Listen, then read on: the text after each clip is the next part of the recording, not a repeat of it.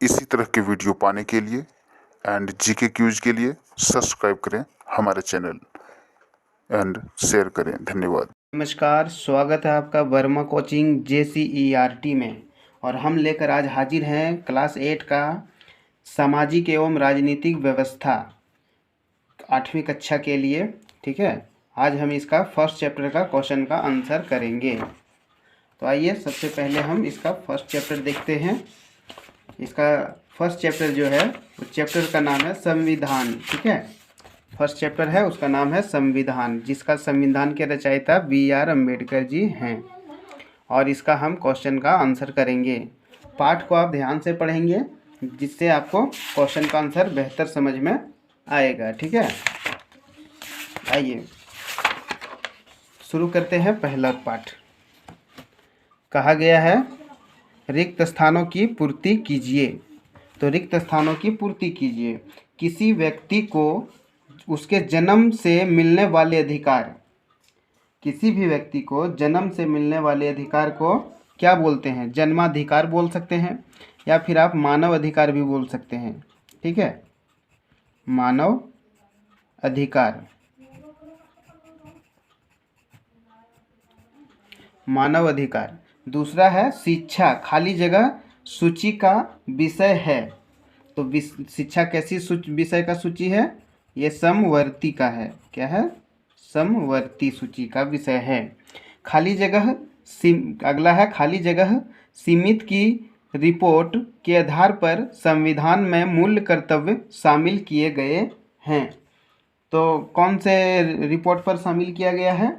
तो ये है आपका स्वर्ण सिंह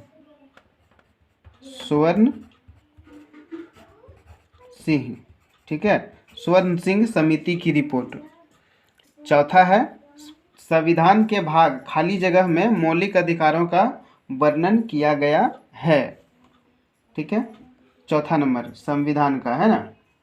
तो इसमें क्या है आपका संविधान के भाग जो है भाग 3 का। तो इसमें हम लिखेंगे भाग 3 में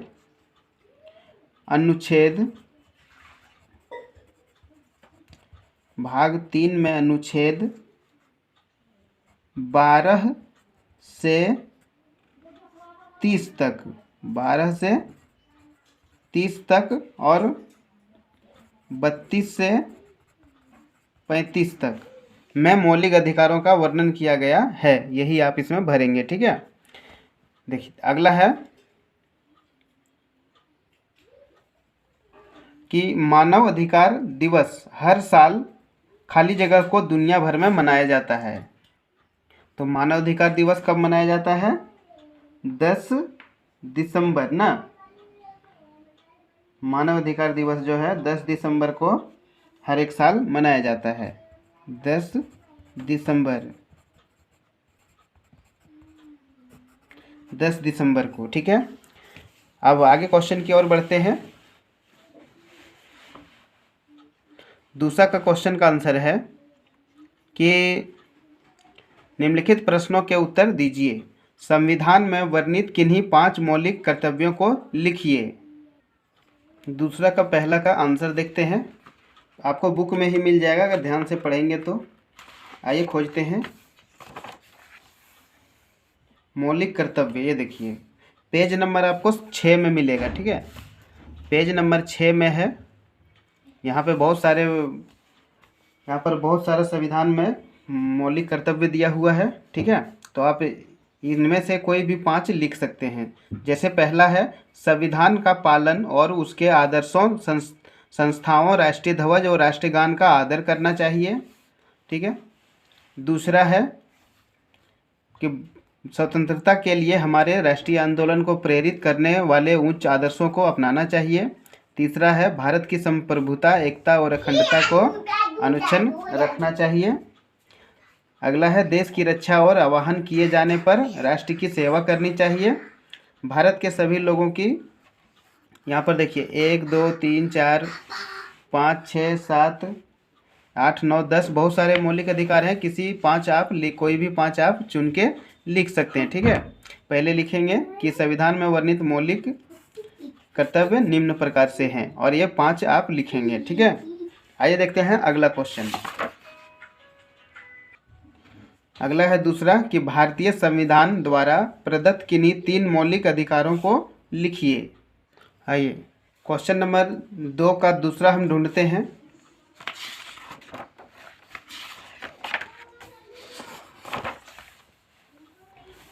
देखिए आप यहाँ पर देख सकते हैं, यहाँ पर लिखा हुआ है कि भारतीय संविधान द्वारा नागरिकों को प्रदत्त मुख्य मौलिक अधिकार। यहाँ आप 3 मौलिक अधिकार लिखेंगे, ठीक है।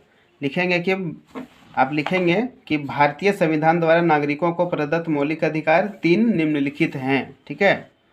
पहला लिखेंगे आप समानता का अधिकार, ठीक है। दूसरा का दूसरा है ये, ठीक है।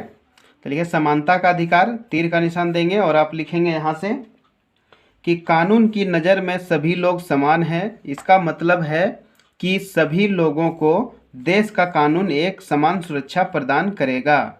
इस अधिकार में यह भी कहा गया है कि धर्म, जाति या लिंग के आधार पर किसी भी नागरिक के साथ भेदभाव नहीं किया जा सकता। किसी व्यक्ति को खेल के मैदान, होटल, दुकान इत्यादि सार्वजनिक स्थानों पर न जाने से और सार्वजनिक स्थान पर जाने से रोका नहीं जा सकता है। राज्य देश के हर नागरिक को सरकारी नौकरी के लिए समान अवसर प्रदान करेगा, ठीक है। ये रहा आपका पहला। दूसरा लिखेंगे स्वतंत्रता का अधिकार, तीर का निशान देके आप ये लिखेंगे कि इसके अंतर्गत देश के नागरिकों को अभिव्यक्ति और भाषण, शांतिपूर्ण सभा करने एवं संगठन बनाने, देश के किसी भाग में आने जाने और रहने तथा कोई भी व्यवसाय या कारोबार करने का अधिकार प्रदान किया गया है। प्रेस, मीडिया, झंडा तोलन जैसे अधिकार भी इसके अंतर्गत आते हैं। दूसरा हो गया, हमें 3 ही कहा गया है, तो तीसरा में लिखेंगे शोषण के विरुद्ध अधिकार। तो इसमें है कि यह अधिकार मानव तस्करी, बेगार एवं जबरन श्रमिक का निषेध करता है। 14 वर्ष से कम उम्र के बच्चों को खतरनाक काम धंधों में लगाना तथा मजदूरी कराना अपराध है, ठीक है। ये तीसरा हो गया। और भी इधर दिया हुआ है, आप 3 ही लिखेंगे। धार्मिक स्वतंत्रता का अधिकार, सांस्कृतिक और शैक्षणिक का अधिकार, है ना। और लिख भी दिया हुआ है, आप 3 ही लिखेंगे, ठीक है। वहीं तक लिखेंगे। आगे देखते हैं। आगे कहा गया है कि शिक्षा का अधिकार से आप क्या समझते हैं। तो यहाँ पर आप देखेंगे कि यहाँ लिखा हुआ है शिक्षा का अधिकार एक मौलिक अधिकार है, ठीक है। तो यहाँ पर दिया हुआ है, पेज नंबर आपको 6 में ही मिलेंगे। और यहाँ से हम लिखेंगे, कहाँ से लिखें, आइए यहाँ पर हम देखते हैं। आप यहाँ से लिखेंगे पूरा 2 नंबर का 3 नंबर। शिक्षा का अधिकार विधेयक को संसद ने 4 अगस्त 2009 को मंजूरी प्रदान की एवं 1 अप्रैल 2010 से शिक्षा का अधिकार कानून राइट टू एजुकेशन एक्ट लागू हो गया है। इस कानून के तहत बच्चों को अनिवार्य और निःशुल्क शिक्षा सुनिश्चित करने हेतु अनेक प्रावधान किए गए हैं। इसमें शिक्षकों की नियुक्ति एवं प्रशिक्षण, निजी स्कूलों में बच्चों के लिए प्रवेश देने संबंधी आरक्षण, स्कूलों में मिड डे मील यानी कि दोपहर का भोजन समेत अन्य आवश्यक सुविधाओं के विकास हेतु कदम उठाए गए हैं। आप इतना लिखेंगे, ठीक है। इसके बाद आइए देखते हैं अगला क्वेश्चन है। अगला क्वेश्चन है कि 4था नंबर कि मानव अधिकार से आप क्या समझते हैं। मानव का अधिकार देखते हैं। तो दूसरा का 4था नंबर आपको पेज नंबर 8 में मिलेंगे, मानव अधिकार, ठीक है।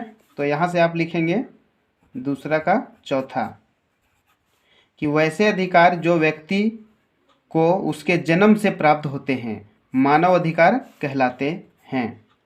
इस प्रकार के अधिकारों में कोई भी सामाजिक या राजनीतिक व्यवस्था परिवर्तित नहीं कर सकती है।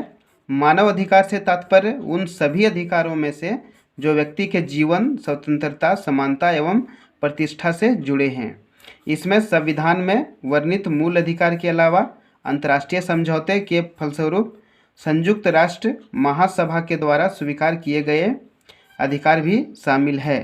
इन अधिकारों में प्रदूषण मुक्त वातावरण में जीने का अधिकार, अभिरक्षा में यातनापूर्ण और अपमानजनक व्यवहार न होने संबंधी अधिकार तथा महिलाओं के साथ सम्मानजनक व्यवहार का अधिकार आदि शामिल है। ठीक है, यहाँ तक आप कम से कम यहाँ तक लिखना पड़ेगा आपको। देखिए, मानवाधिकार दिवस 10 दिसंबर को दुनिया भर में मनाया जाता है। ये नहीं लिखना है, बस यहाँ तक आपको लिखना है, यहाँ से यहाँ तक। ठीक है, चौथा नंबर हो गया। अब देखते हैं 5वां नंबर का, धर्मनिरपेक्षता शब्द का अर्थ क्या है। आइए देखते हैं 2 का 5वां नंबर, धर्मनिरपेक्षता शब्द का अर्थ क्या है। पेज नंबर आपको 7 में मिलेगा, यहाँ धर्मनिरपेक्षता। ठीक है, यहाँ पर आपको ये मिल जाएगा। आइए देखते हैं, यहाँ से लिखेंगे 2 का 5 कि धर्मनिरपेक्षता शाब्दिक अर्थ है धर्म के प्रति निरपेक्ष भाव का होना। भारतीय संविधान सभी को अपने धर्म, विश्वासों और तौर तरीकों को अपनाने से पूरी छूट देता है। सबके लिए सम्मान, धार्मिक स्वतंत्रता के विचार को ध्यान में रखते हुए इस देश में धर्म और राज्य की शक्ति को एक दूसरे से अलग रखने की रणनीति अपनाई है। धर्म राज्य से अलग रखने की इसी अवधारणा को धर्मनिरपेक्षता कहा जाता है। ठीक है, आपको यही मिल गया है सब। आशा करता हूँ कि आपको वीडियो पसंद आया होगा।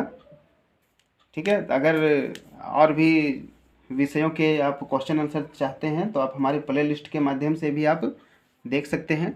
अगर वीडियो थोड़ा भी पसंद आया है तो कृपया लाइक करें, नए हैं तो चैनल को सब्सक्राइब करें। फिर मिलते हैं अगले चैप्टर को लेकर। तब तक के लिए हमारे साथ बने रहने के लिए बहुत बहुत धन्यवाद।